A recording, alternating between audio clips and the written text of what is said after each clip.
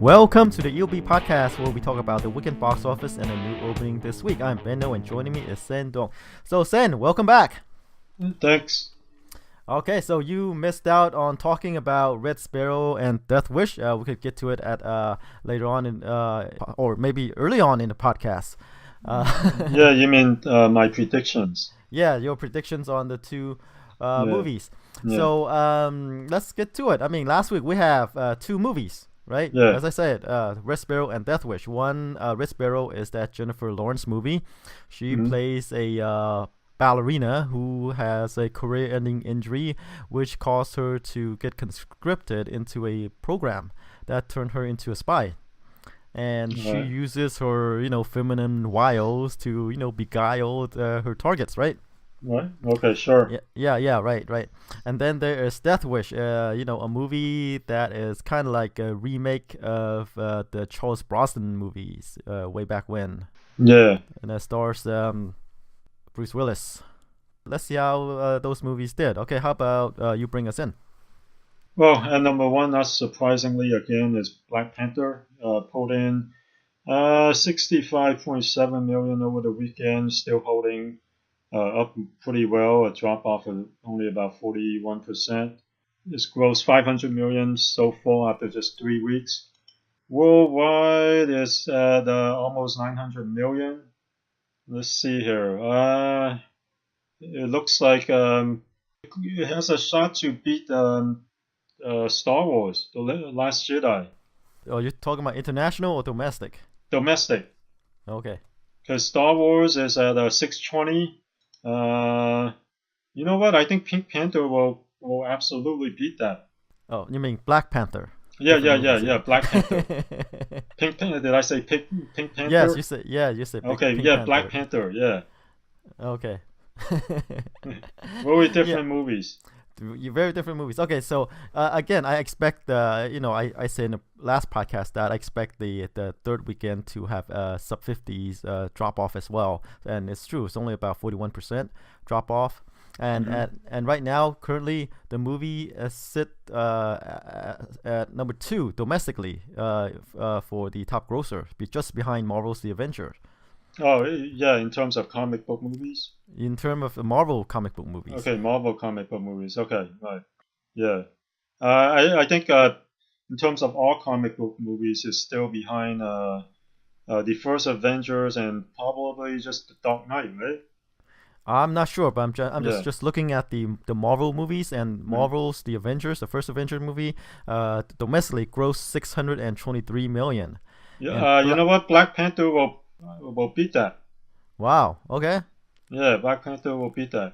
Yeah, I said that when this week is done, it's gonna beat out The Avengers, Age of Ultron, and Iron Man 3. Last week, and it was sitting at number 5.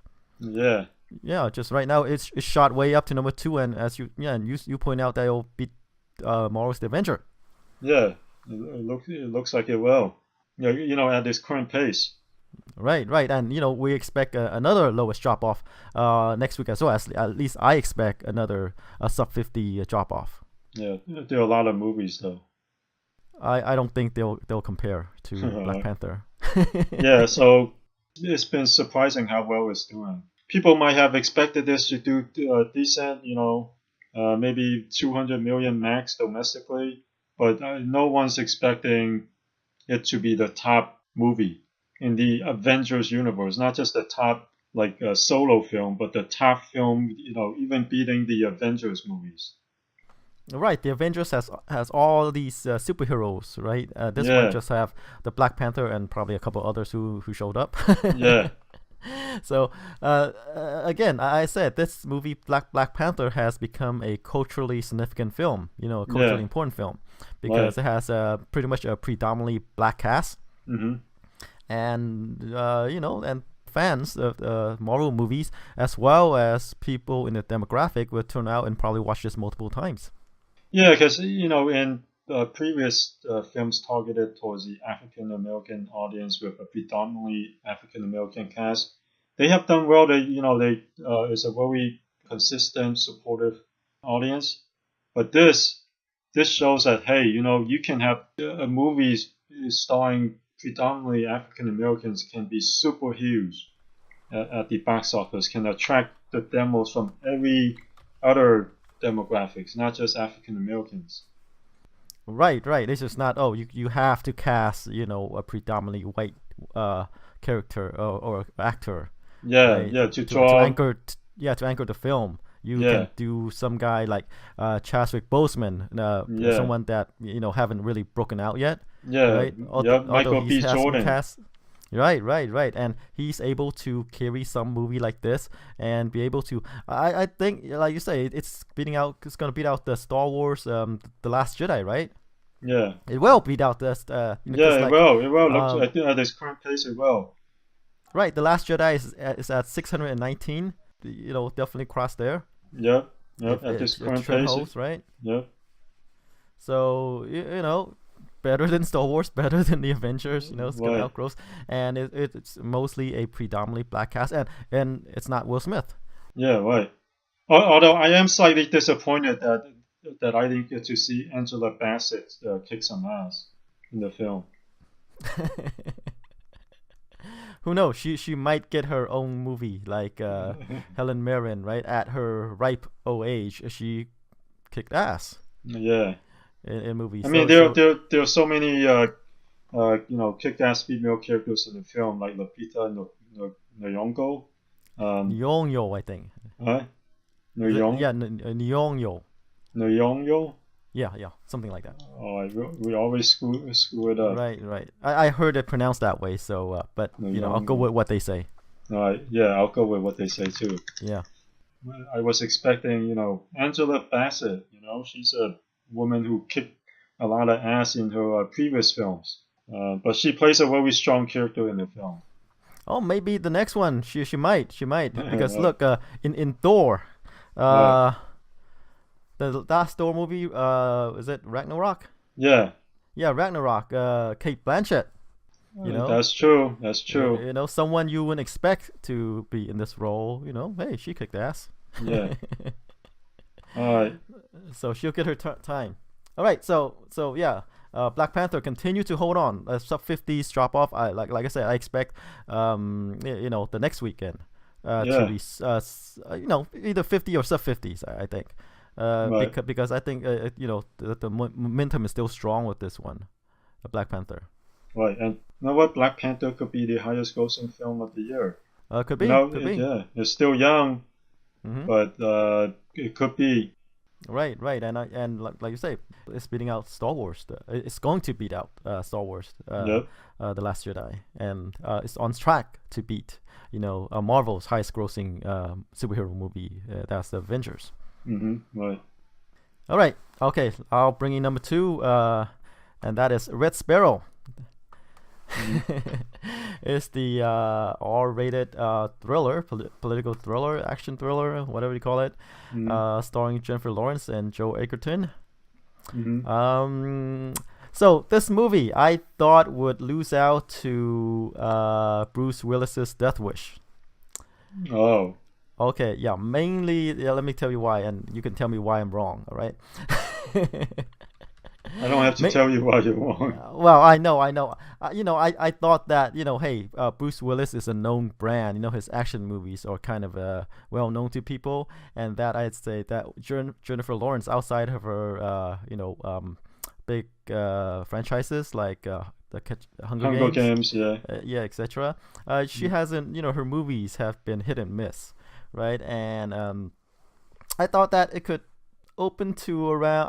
I thought, I thought, Bruce Willis' Death Wish would perform better than Red Sparrow because Bruce Willis has a proven track record, and Jennifer Lawrence does not. And in a head-to-head battle between the two, I thought Bruce Willis would edge out since they target the same demographic.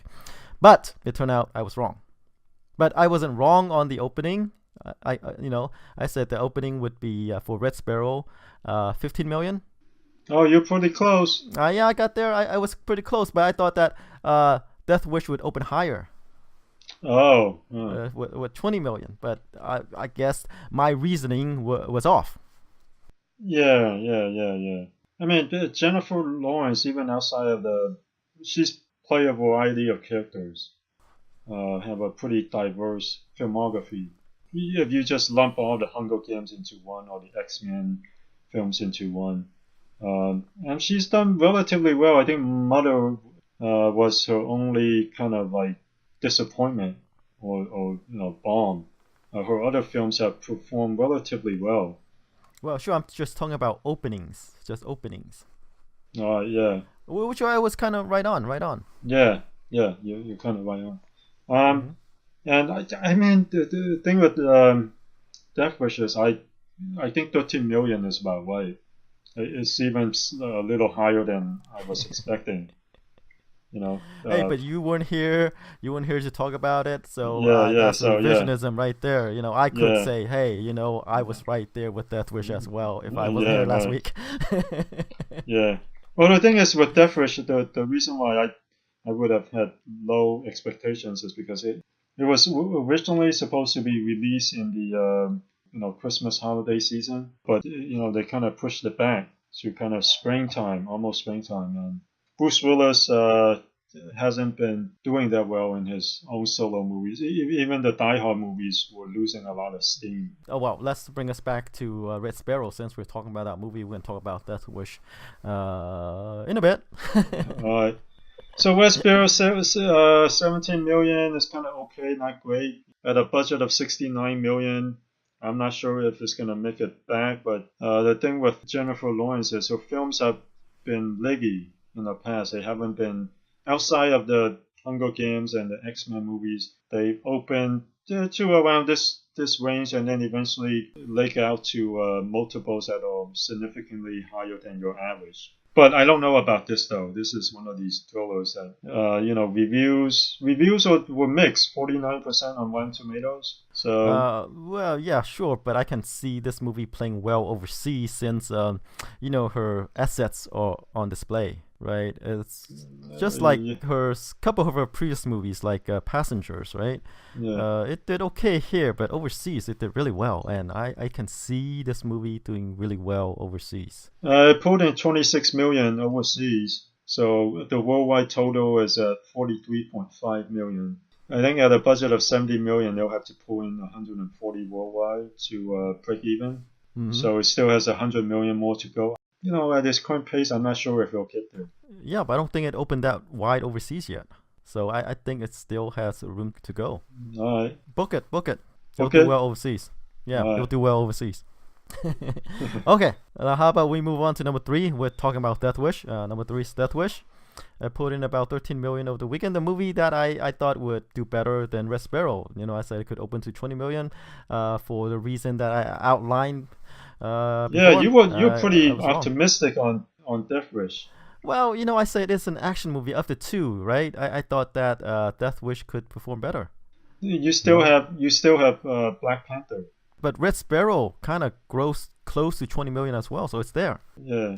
So, but Death Wish I thought would be better because, hey, Bruce Willis, action movie. But then again, I said in our current environment, with the gun thing, shooting, school shootings, right?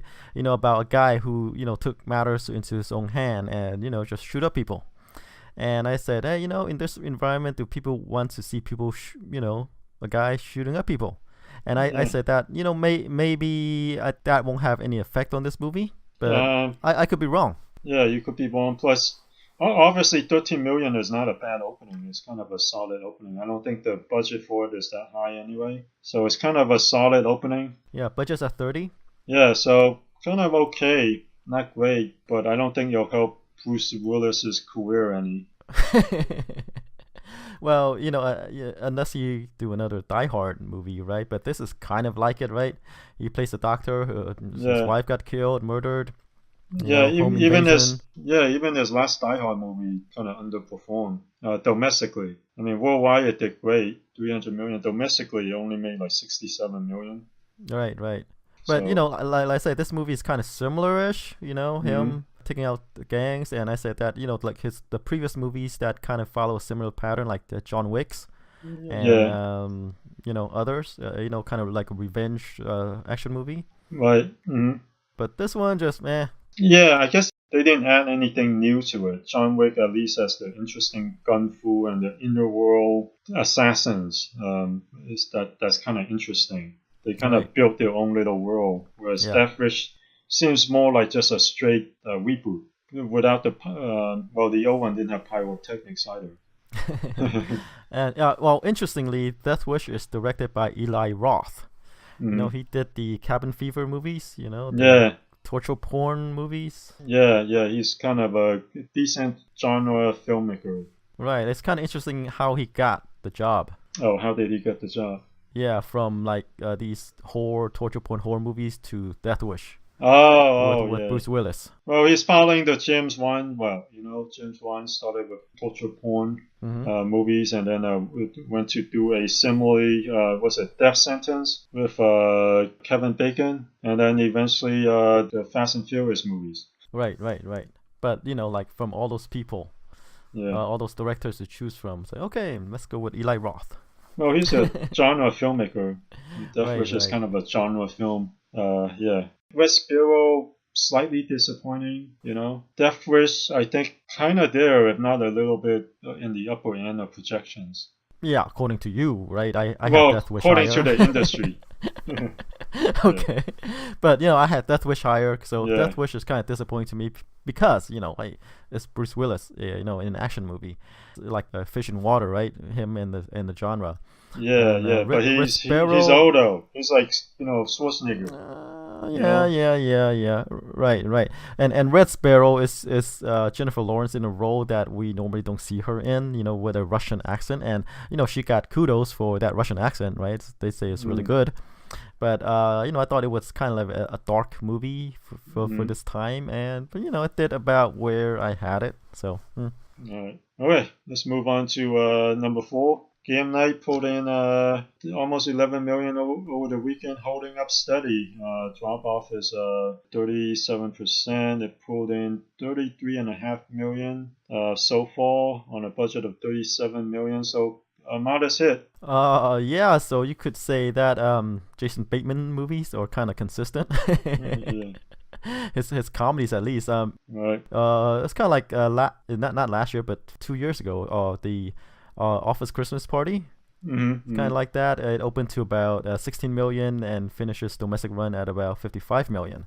So I think you know this will pull in similar numbers. Yeah, kind of a modest hit. And the budget for this movie is only 37 million. So at number 5 is Peter Rabbit, pulled in 10 million, holding up really well. The drop off is only 22%. So far, it has already grossed 84 million on a budget of 50 million. It's gonna make over 100 million. Yeah, this Peter Rabbit did what Paddington 2 couldn't, is is actually to draw in the I think the family crowd. And you know, hey. Well, Paddington 2, I think they just bungled the marketing. It's just unfortunate that it's a Weinstein production that was hastily given to WB.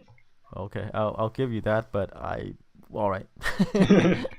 We talked about this before, but right. We're not going back there. Yeah, we're not revisiting that. Okay, and number 6 is Annihilation, the sci-fi movie starring that's what Natalie Portman. Yeah, Natalie Portman. That was what happened. We don't get enough sleep. Natalie Portman, and we wonder with this movie, is Natalie Portman able to draw in the crowd with the sci-fi movie? And apparently not. I pulled in about 5.6 million in its second weekend, so it experienced roughly a 50% drop off from the previous week. So, but the budget's only 40. Yeah, so they're not gonna lose much money, but you know it is well reviewed, decently well reviewed, 86%. Surprisingly well reviewed. You know, I thought the review would be poor for this movie, but I thought so too. But I guess from the director of Ex Machina. Yeah. Okay. Yeah. Which was a well reviewed sci-fi movie. So it's one of those solid sci-fi movies that. Yeah, I guess maybe people just aren't drawn to, because I guess people don't see Natalie Portman as an action star. No. Even though she cut her hair. Yeah. Even though the film that launched her career was The Professional. Right. But she wasn't that the lead. She's just the little girl. Right. She didn't take it in part. Right. But I always feel that like Natalie Portman, kind of always was still depending on that reputation from the professional. So she's always depending on that reputation. Yeah, she just no, she has her own thing going. She's an Academy Award winner. She's had enough hits. She's not depending on the professional. Well, that's what I was feeling. That's what I was feeling. It's like, oh yeah, she has her own successes, but I just like her wasn't her successes has never been like the big giant wow type of successes. They're just movies that go out, does steady business, makes a little bit of profit, well reviewed, win some awards. Right. No, just think back, right? Besides the professional and the Star Wars movies, I mean, you wouldn't say, oh yeah, I want to go and watch, some other movies in her filmography, right? There are lots of movies. There's, Your Highness. Black Swan. There's Black Swan. Black Swan is kind of, it doesn't have to be her, right? There's Jane got a gun. There's Garden State. Closer. She got a nomination for that. Right, but it's not one of that. I don't think those could stand the test of time. No Strings Attached. A Decent Business. As a romantic lead, and Jackie, got a nomination for that. So she has her own thing. Although not a huge box office star, but she has her own brand. Yeah, she does. But I'm just saying she hasn't broken through. I mean, everyone knows who she is. I think you put her in the right movie, you'll do the quiet type of success. Yeah, that's what I mean. It's just the quiet type of success. I mean, knock on that, right? No knock on that. She's still better than a lot of people, still. Okay. Okay, moving along. Number 7 is Jumanji: Welcome to the Jungle. Still holding on. 4.5 million of the weekend. Drop off is about 20 million from the previous weekend. Domestic gross is 393 million. It's gonna cross 400 million soon, right? Yeah, worldwide is at 928 million. All right, let's see if you can break $1 billion. 70 million is still kind of tough to get to. Who knows? They could just, let it out in theaters and they might get there. Okay, moving on. Number 8 is 50 Shades Freed. Pulled in 3.3 million over the weekend. It's quietly getting to 100 million. Yeah. Let's see. Worldwide, things are loading slow here. Okay, worldwide is at 346 million. Yeah, so on a budget of just 55 million, that's still a pretty big hit. Right, and I guess the Universal is kind of like, oh darn, we could just make this into a 7 movie series. Since it only costs around 55 million to make these movies. Yeah, or maybe not, because the movie, the 50 Shades movies are all dropping from film to film. Sure, but look, the gross is still huge. I mean, the third movie is 346 million, right? Even if they can stretch it out to 4 or 5, hey, from a business standpoint. Yeah.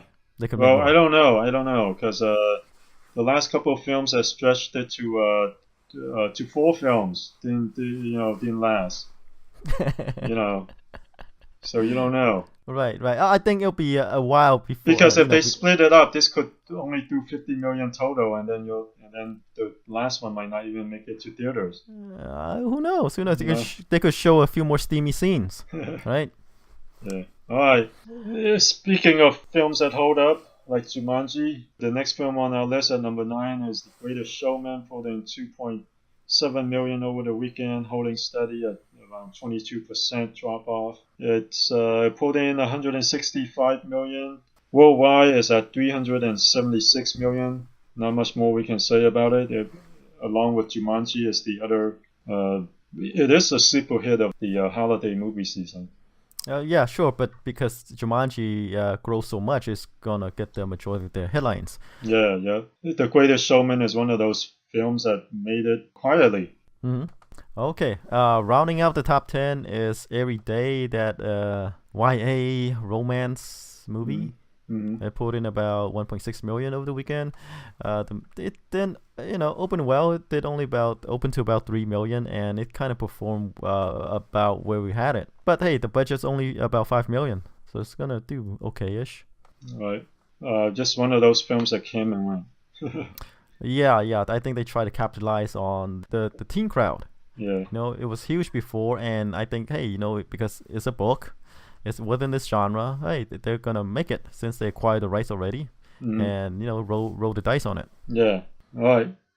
Should we move along with this coming weekend's movies? Yeah. We have 4 wide releases, right? I guess the studios just want to crowd the theaters. Okay, we have the comedy Gringo, the Hurricane Heist. By the title, there's a heist going on. And then Strangers Prey by Night. I think it's the sequel kind of ish to the Strangers 1 that stars Liv Tyler and Scott Speedman.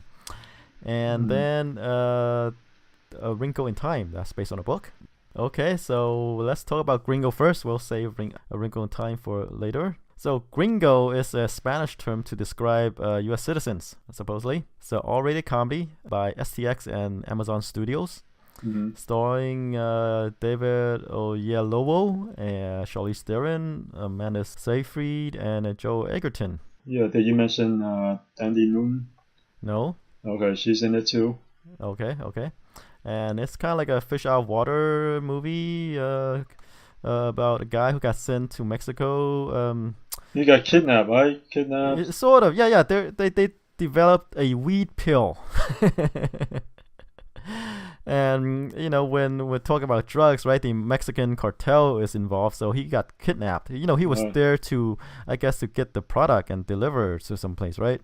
But then he got involved in, the drug cartel there. And he got kidnapped, and, they want, ransom money for him.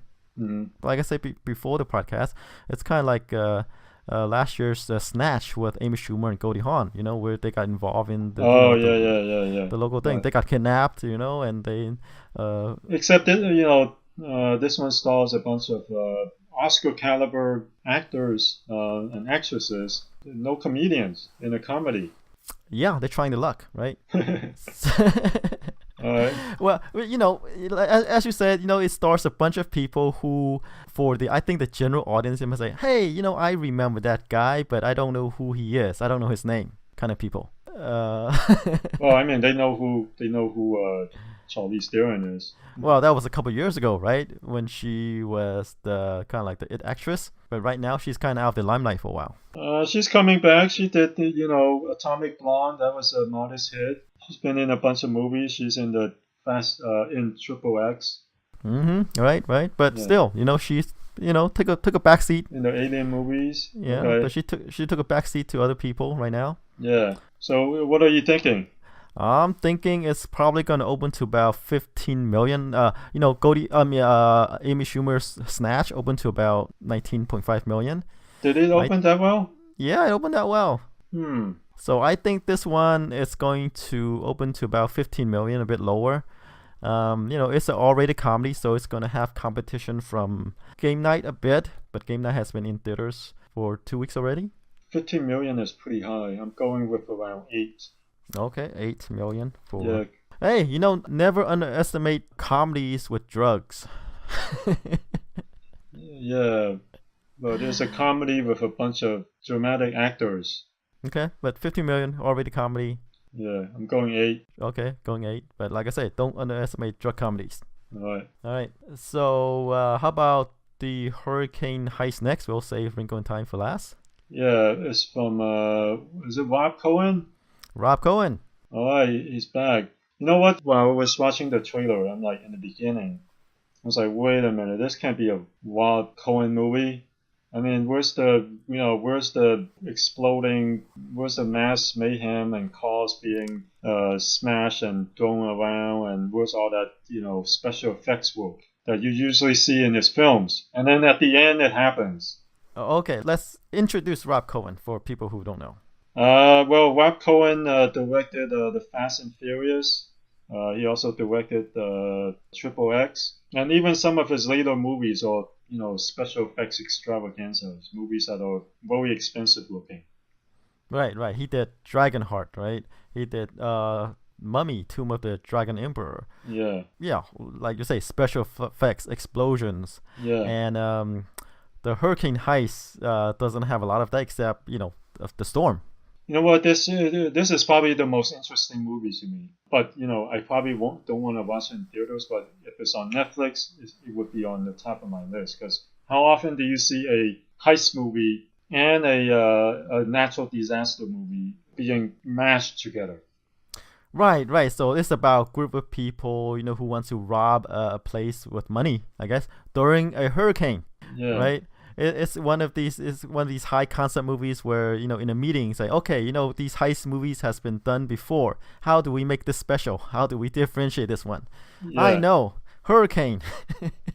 Yeah, because Sharknado spawned 5 films already, and they're gonna probably do more. Right, or sharks with hurricane. Sharks in the hurricane, right? Yeah. Yeah, so that's the Hurricane Heist. It's like, okay, they're gonna make a heist movie, except there is a hurricane going on. Yeah. Yep. It looks interesting, but and kind of ridiculous. So I don't. It looks like a B movie, like a good direct-to-video B movie. Well, it looks better than that, but it looks way better than that. It's just like if you had a direct-to-video movie, except you threw in $100 million at it. But then most people would say, hey, that's what most movies that come out of Hollywood are. Right, but don't you get the feeling that some people might say, oh my God, that sounds like an interesting, premise. Yeah, there's a hurricane going on and there's a heist. Yeah, and some people will think that this is kind of stupid too. Right, but it could kind of a good kind of stupid maybe. Yeah, here's the thing though, Sharknado will never make it in theaters. But on TV, it's like, whoa, this is pretty fun. This is a lot of fun. Oh yeah, but on TV you get a lot of crap. Sorry to say. Right? No, on TV you don't have TV's been pretty good lately. No, right. But actors have been saying that the best quality stuff are on TV now. Sure, if you have cable, yeah. Yeah. So so this is kind of one of those weird mix where it's a direct-to-video movie made with $100 million budget. Okay, yeah, it has a named director, but the actors involved are not that well known. Yeah, so what are you gonna give it? It's kind of a weird movie. I think it's gonna open to 8 million, but I wouldn't be surprised if it opened a bit higher because, like I say, it could be one of these movies where it's kind of like good stupid movie. Like people, the teenage crowd might say, oh, I might want to watch that because it has a hurricane. Yeah, it's kind of weird. Yeah, I'm with you. Maybe 8 to 10. 8 to 10. Okay. Yeah, like I say, I wouldn't be surprised if it maybe again open higher than Gringo, right? I say Gringo open to 15 when it comes out on video, I'm watching it for sure. It's on my number one to watch this on video. Okay, all right. But in theaters, no, I'm not gonna pay money to watch it. All right. Not theater price. I'll pay I'll go to a Redbox and pick it up. Okay, I think it'll come out to home video soon, quick. Yeah. I think. Yeah. All right. Okay, Strangers Pray at Night. Yeah, so the first film did pretty well. Open to from 2008. Holy moly! Liv Tyler, Scott Speedman did 52, almost 53 million domestically. Well, I have to remind you that was at a time when Scott Speedman has potential, as well as Liv Tyler. Yeah, it opened to 21 million and ended up doing about 53 million. So, but then they waited 10 years. I'm surprised. Yeah, 21 million at that time is pretty good. Yeah, I'm surprised that they waited so long. Maybe it's one of these movies where people say we don't need a sequel. That's why it's not called The Strangers 2. It's just it's The Strangers Pray at Night. Yeah. I don't know. It's a kind of horror movie about a couple who went to this town or this trailer, and again they got and then they're chased by these mass killers. I don't think anyone remembers the first film though. It's been 10 years. Exactly. But it's a horror movie. Yeah, it's a horror movie. It's a low budget horror movie. I don't know. I'm thinking 8 too. I'm 8 with everything. You're 8 with okay. Yeah. So I'm going with 5. million. Right. Yeah, you could be right. Could be 5. Yeah. Just 5. too many films. Yeah, it's because doesn't horror movies doesn't really star anybody, right? But from movies that people don't really know about, and there's another one about mass killers, chasing people around. So I don't know. All right. All right. A Wrinkle in Time. Wrinkle in Time. That's based on a book. It stars Storm Reed, Oprah, Yeah. Reese Witherspoon. About a girl who's Chris Pine's in it too. Yeah, Chris Pine movie. Yeah. All right. So a girl who and her friends who's out to search for her father. Oh yeah. Mindy Kaling's in it too. Yeah, and oh yeah, and they travel through time Yep. to do it. And Zach Galifianakis, he's in it too.